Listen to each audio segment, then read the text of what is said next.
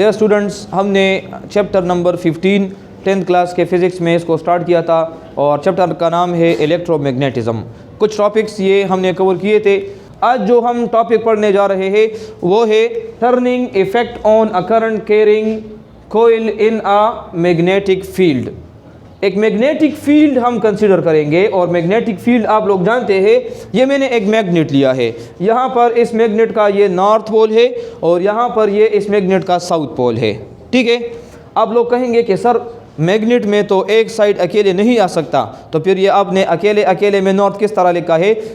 कल मैंने बताया था कि ये इस तरह सेपरेट नहीं है, ये एक यू शेप मैग्नेट है इस तरह। ठीक है ना, तो उस मैग्नेट का आधा यहाँ पर नॉर्थ है और इस मैग्नेट का आधा यहाँ पर साउथ है। अभी आप लोगों को ये भी पता है कि नॉर्थ से साउथ की तरफ इस तरह मैग्नेटिक फील्ड लाइंस इस तरह इमर्ज होगी, ये तो आप लोगों को ऑलरेडी पता है ना। यहाँ पर मैंने जो मैग्नेटिक फील्ड लाइंस ड्रा की है, गौर से देखें। ये जो एक लाइन है ये मैग्नेटिक फील्ड का फर्स्ट लाइन है, this is the second line, this is the third magnetic field line. और आप लोगों को ये भी पता है कि ये लाइंस हमें नज़र नहीं आते, ये इमेजिनरी लाइंस होते हैं, इसका सिर्फ इफ़ेक्ट होता है। ठीक है, ओके, ये नॉर्थ हो गया, ये साउथ हो गया, ये मैग्नेटिक फील्ड हो गया। एक वायर ले ले और उस वायर को आप लोग क्या करें, इस तरह इसको आप लोग अरेंज कर ले। ये इसका सिर्रा है। ठीक है, यहाँ से ये बिल्डिंग वायर या जो कॉपर का वायर होता है, यहाँ पहले मैंने रख दिया है, फिर इसको मैंने इस तरफ ले आ गया हूँ, फिर इस तरह, फिर इस तरह। इसको हम कहते हैं कि ये मैंने एक लूप बना दिया है या मैंने इस वायर का एक कॉइल बना दिया है। ठीक है, यहाँ पर देखें, ये जो ग्रीन आप लोगों को नज़र आ रहा है, इस मैग्नेटिक फील्ड के अंदर मैंने ये एक लूप रख दिया है। ठीक है, तो अभी टॉपिक की तरफ आए। टर्निंग इफ़ेक्ट पैदा होगी किस में? करंट कैरिंग कॉइल में। तो हमने कॉइल को यहाँ पर रख दिया है मैग्नेटिक फील्ड के अंदर। अभी इसके ऊपर फोर्स अप्लाई होगी ना, लेकिन वो फोर्स क्या करेगी, ये इस कॉइल को रोटेट कराएगी, इसको टॉर्क देगी। टॉर्क कहते हैं turning effect produce in a body. आज हम इस टॉपिक में ये पढ़ेंगे कि इस कॉइल पर टॉर्क कैसे पैदा होगी, तो ये आज हम अभी डिस्कस करेंगे। यहाँ तक क्लियर है सबको?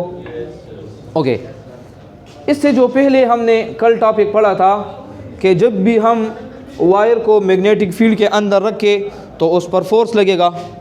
तो अगर मैं यहाँ पर इस कॉइल को डिवाइड कर लूँ, इसके 4 हिस्से हैं, इस कॉइल के 4 हिस्से हैं। देखिए, दिस इज़ पार्ट नंबर 1, ये ऊपर वाला जो हेड है इसको मैंने पार्ट नंबर 1 का नाम दे दिया है। यहाँ से लेकर यहाँ तक जो वायर है इसको मैंने 2 लिख दिया है, ये सेक्शन 2 है। ये इस वायर का सेक्शन 3 बन गया और ये सेक्शन नंबर 4 बन गया। 4 हिस्से है कि नहीं? ये 4 हिस्सों पर अपना अपना फोर्स अप्लाई होगा। तमाम के लिए हम अभी एक एक करके फोर्स मालूम करेंगे। यहाँ तक क्लियर है? अच्छा, फार्मूला तो आप लोगों को ऑलरेडी याद है। हमने कल जो फार्मूला पढ़ा था वो ये था कि F = ILB sin थीटा। गौर से देखें, ये हमने फार्मूला पढ़ा था। मैं सबसे पहले क्या करता हूँ, यहाँ मैं इस तरह लिखता हूँ कि फॉर पार्ट नंबर 1, ठीक है, फॉर पार्ट ए के लिए जो फोर्स अप्लाई होगा पहले हम उसको फाइंड करते हैं। तो ये है पार्ट ए या पार्ट 1, चलिए 1 लिख दे। यहाँ पर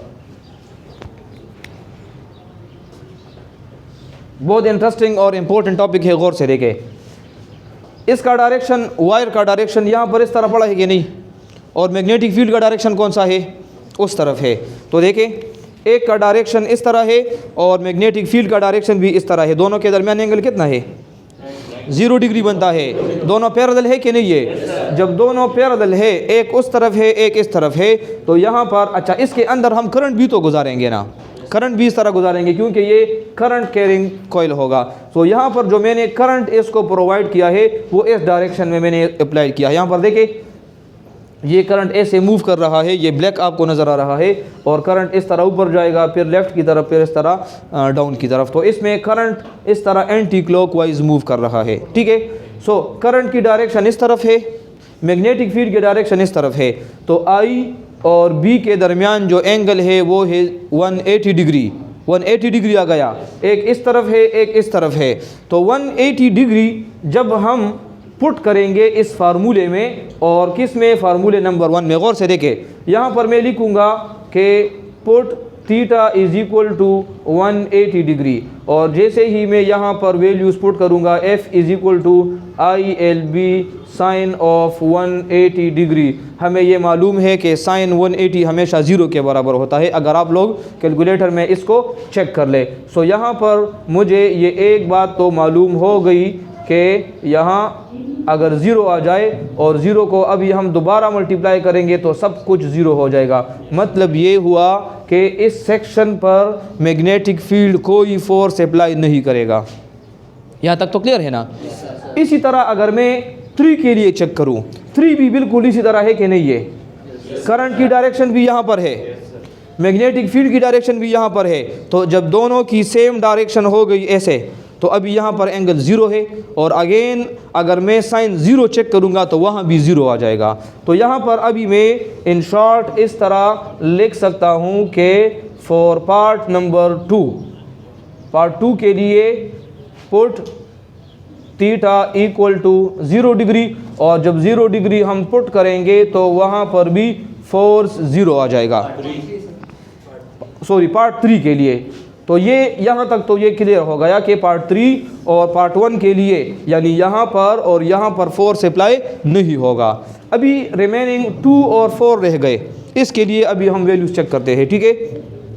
तो यहाँ पर मैं इस तरह लिख दूंगा कि नाउ फॉर पार्ट 2, यहाँ पर देखें, यहाँ पर करंट की डायरेक्शन नीचे है, ठीक है, और मैग्नेटिक फील्ड की डायरेक्शन यहाँ पर राइट हैंड साइड पर है। तो दोनों के दरमियान आप लोगों को एंगल कहाँ कितना नज़र आ रहा है, 90 डिग्री है। और जब मैं यहाँ पर इस तरह लिखूँगा कि put theta is equal to 90 degree, और आप लोगों को पता है कि साइन 90 डिग्री के लिए ये हमेशा 1 होता है। सो जब यहाँ पर फार्मूले में हम 1 को पुट करेंगे, सो 1 को मल्टीप्लाई करेंगे, तो यही f is equal to ILB आ जाएगा। और यहाँ पर मैंने a लिखा है, इस a का मतलब ये है कि यहाँ से लेकर यहाँ तक जो लेंथ है ये a के बराबर है। तो यहाँ पर l की जगह मैं अभी a पुट कर सकता हूँ, क्योंकि ये तो लेंथ की बात हो रही है ना। सो यहाँ पर इसकी जगह हम इस तरह भी लिख सकते हैं कि IAB आ जाएगा। ये एक इक्वेशन आ गया। इसी तरह now for part number 4, part 4 के लिए अभी चेक करें। यहाँ पर देखें, करंट की डायरेक्शन ऊपर है, मैग्नेटिक फील्ड की डायरेक्शन इस तरफ है। सो एक डायरेक्शन ऊपर है, एक डायरेक्शन इस तरफ है, दोनों के दरमियान अगेन 90 डिग्री बनता है। जब यहाँ पर मैं अगेन 90 डिग्री पुट करूँगा, put theta is equal to 90 degree, तो f की वैल्यू फिर मुझे ILB आ जाएगी। और यहाँ पर अभी अगर हम लेंथ की बात करें, देखें यहाँ पर लेंथ b था, लेकिन वहाँ पर तो ऑलरेडी 0 0 आ गया। तो वहाँ पर अगर हम a पुट करेंगे या b पुट करेंगे, आंसर 0 हो जाएगा। तो यहाँ भी l की जगह आप लोग a पुट कर ले तो IAB आ जाएगा। फाइनल अभी हम अपने कंक्लूजन की तरफ आते हैं। अभी प्रैक्टिकली इसको हम डिमॉन्स्ट्रेट करते हैं कि किस्सा यहाँ पर कहाँ बनता है और कैसे हमें पता चलेगा कि यह टॉपिक यहाँ पर जो ऊपर लिखा है कि इसमें इस कॉइल में टर्निंग इफ़ेक्ट पैदा होगी। सो टर्निंग इफ़ेक्ट कैसे पैदा होगी, इसके लिए आप लोगों ने क्या करना है, जो 2 फोर्सेस हमने फाइंड कर दिए, इसका तो डायरेक्शन भी हमने मालूम करना होगा ना। यहाँ भी फोर्स लगता है, यहाँ भी फोर्स लग रहा है, किस किस पार्ट पर, 2 और 4 पर। इसके लिए अभी हम डायरेक्शन मालूम करते हैं। तो चले, लेफ़्ट हैंड रूल आप लोगों को याद है, इसके लिए देखें, ये है left hand Fleming rule. Magnetic field की डायरेक्शन ये है ना, so this is the direction of magnetic field, ठीक है। और करंट की डायरेक्शन यहाँ पर डाउनवर्ड है, सो यहाँ पर इसको मैं इस तरह कर लूँगा। तो this is the force, the direction of force. So यहाँ पर इस साइड पर फोर्स कहाँ लगेगी, आउट ऑफ द पेपर या आउट ऑफ द बोर्ड भी आप लोग लिख सकते हैं। तो आउट ऑफ द बोर्ड के लिए मैं यहाँ पर डॉट लिख दूंगा। देखिए यहाँ पर ये एक हिस्सा है और यहाँ पर ये दूसरा हिस्सा है, इन 2 हिस्सों पर फोर्स लगता है ना। यहाँ पर जो फोर्स लगता है इसको मैं डॉट से रिप्रेजेंट करता हूँ, और डॉट के साथ मैं यहाँ पर लिख देता हूँ कि this is out of the board. गौर से देखें, आउट ऑफ द बोर्ड। यहाँ पर अभी चेक करें, यहाँ पर मैग्नेटिक फील्ड की डायरेक्शन इस तरफ है, और करंट की डायरेक्शन कहाँ पर है, ऊपर है, तो ये करंट को हम ऊपर ले जाएंगे। तो जब मैं इसको इस तरह ऊपर ले जाऊंगा और ये मैग्नेटिक फील्ड है, तो फोर्स कहाँ पर होगा, into the board. Into the board को मैं क्रॉस से डिनोट करता हूँ, क्योंकि आप लोगों के बुक में ये सिंबल यूज़ हुआ है कि जहाँ पर क्रॉस होगा तो वहाँ पर ये इन टू द बोर्ड होगा। यहाँ तक क्लियर है? अभी प्रैक्टिकल की तरफ आ जाए। ये एक कॉइल है, अब लोग इस तरह सोचे कि ये क्या है, ये कॉइल है। इस कॉइल के इस साइड पर भी फोर्स अप्लाई होता है और इस साइड पर भी फोर्स अप्लाई होता है, ऊपर और नीचे क्या है, ज़ीरो है। यहाँ फोर्स क्या है, आउट है। तो देखिए इस तरफ मैं फोर्स जब इस तरह अप्लाई करूँगा और यहाँ पर इन टू है, तो देखिए जब यहाँ पर फोर्स अप्लाई होगा इस तरफ और यहाँ फोर्स अप्लाई होगा इस तरफ, तो ये क्या हो जाएगा, यहाँ पर फोर्स इस तरफ अप्लाई हो रहा है और यहाँ पर फोर्स इस तरफ अप्लाई हो रहा है, तो ये क्या हो जाएगा।